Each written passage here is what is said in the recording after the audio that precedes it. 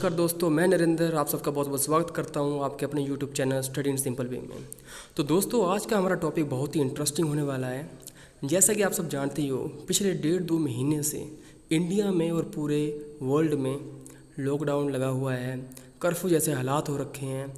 कोई भी इंसान अपने घर से बाहर नहीं निकल सकता है। हेल्थ मिनिस्ट्री को एडवाइजरी को फॉलो करना होता है।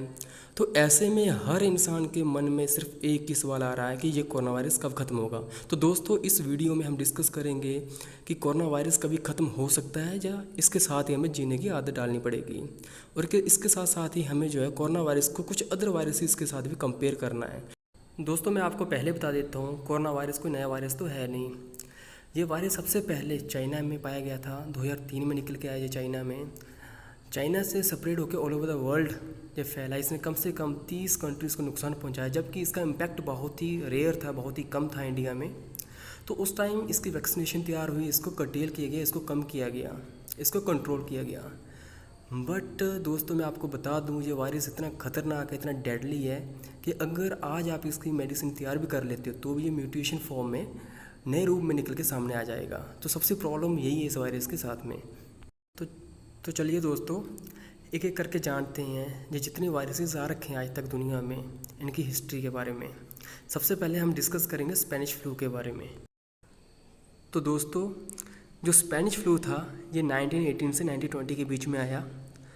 ये इतना डेडली वायरस था कि ऑल ओवर द वर्ल्ड इससे 50 मिलियन से भी ज़्यादा लोगों की डेथ हुई। अगर हम इंडिया की बात करें तो इंडिया में भी 10 से 20 मिलियन तक लोगों की डेथ हो गई थी।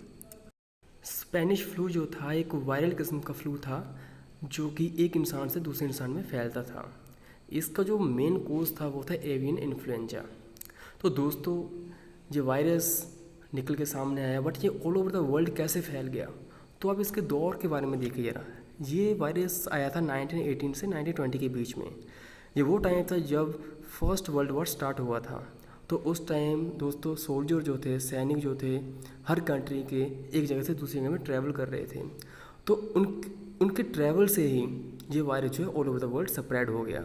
इंडिया में भी बताया जाता है कि जो भी हमारे सैनिक बाहर वॉर के लिए गए थे, वही जो है इस वायरस को इंडिया में भी लेके आए। स्पेनिश फ्लू के बहुत सारे नाम हैं। H1N1 हो जाता है, एन वायरस हो जाता है, तो इसके बहुत सारे नाम हैं। कई सारे नामों से इसको हम बुलाते हैं। तो चलिए दोस्तों, अब हम स्मॉल पॉक्स एपिडेमिक के बारे में बात करते हैं। स्मॉल पॉक्स का जो पहला केस था 1974 में निकल के आया। हालांकि इसके ओरिजिन का अभी तक किसी को पता नहीं है। अगर हम भारत की बात करें तो भारत में पहला केस कहाँ ऑब्जर्व किया गया, इसका भी अभी तक किसी को पता नहीं है। बट वर्ल्ड हेल्थ ऑर्गेनाइजेशन के हिसाब से इस वायरस को 1980 में कम्प्लीटली इरेडिकेट कर दिया गया है। अगर हम इंडिया की बात करें तो India was also free from small pox by मार्च 1977। तो चलिए दोस्तों, अब हम सार्स वायरस के बारे में जानते हैं। सार्स का मतलब सीवियर एक्यूट रेस्पिरेटरी सिंड्रोम। ये वायरस जो है सबसे पहले 2003 में चाइना के फुसान सिटी में निकल के सामने आया। दोस्तों, ये वायरस बहुत ही डेडली वायरस है। डेडली वायरस हम इसको इसलिए बोलते हैं क्योंकि ये वायरस, अगर इस वायरस की आप कोई मेडिसिन तैयार कर लेते हो, वैक्सीनेशन तैयार भी कर लेते हो, तो भी ये वायरस एक नए रूप में निकल के सामने आ जाता है, जिसको हम म्यूटेशन बोलते हैं। आज की डेट में जो कोरोना वायरस है वो इसी का ही एक नया रूप है। तो दोस्तों, ये वायरस फैलता कैसे है? ये वायरस जो है पर्सन टू पर्सन फैलता है। अगर आप किसी भी इन्फेक्टेड पर्सन के कॉन्टैक्ट में आते हो तो ये जो वायरस ईजिली कफिंग और स्नीजिंग के थ्रू जो है आप में ट्रांसमिट कर जाएगा। तो चलिए दोस्तों, अब इसके सोल्यूशन के बारे में बात करते हैं कि इन सब बीमारियों के क्या सोल्यूशन हो सकते हैं। नंबर 1 पे आ जाता है वैक्सीनेशन। तो दोस्तों, वैक्सीनेशन के थ्रू भी हम इन बीमारियों को इरेडिकेट कर सकते हैं, इन बीमारियों को कम कर सकते हैं। जैसे कि वैक्सीनेशन के थ्रू हमने पोलियो को ख़त्म कर दिया है अभी इंडिया से। दूसरे नंबर पे आ जाता है हर्ड इम्यूनिटी, कि हम जो है लोगों की इम्यूनिटी सिस्टम को स्ट्रॉन्ग करते। थर्ड नंबर पे आ जाता है चेंजिंग बिहेवियर, या तो हम अपने बिहेवियर को चेंज कर लें, सैनिटाइजेशन प्रॉपर मेंटेन करें, क्लीननेस प्रॉपर मेंटेन करें, या फिर हमारा मेडिकल इंफ्रास्ट्रक्चर इतना स्ट्रॉन्ग हो कि अगर इस टाइप की कोई बीमारी आती है तो उसको फेस करने के लिए वो हमेशा तैयार रहे। तो दोस्तों, लास्ट में मैं बस इतना ही बोलना चाहूँगा कि हो सकता है आने वाले टाइम में कोविड-19 की कोई वैक्सीनेशन तैयार हो जाए, because all over the world सारे के सारे मेडिकल डिपार्टमेंट इसमें बहुत ही तेज़ी से काम कर रहे हैं। पर दोस्तों इन द सेम टाइम मैं आपको एक बात ये भी बोलना चाहूँगा कि ये जो वायरस है बहुत ही डेडली वायरस है।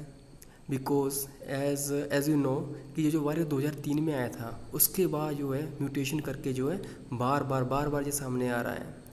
तो ये जो है अल्टीमेट एक सोल्यूशन नहीं होगा इसका। हो सकता है आने वाले टाइम में ये फिर म्यूटेट करे, किसी नई फॉर्म में हमारे सामने आए। तो दोस्तों ये था एक छोटा डिस्कशन मेरी तरफ से। अगर आपको वीडियो पसंद आया तो please like, subscribe and share करना मत भूलिएगा। साथ ही साथ बेल आइकन को भी प्रेस कर दीजिएगा। वीडियो देखने के लिए आपका बहुत बहुत धन्यवाद। Thank you.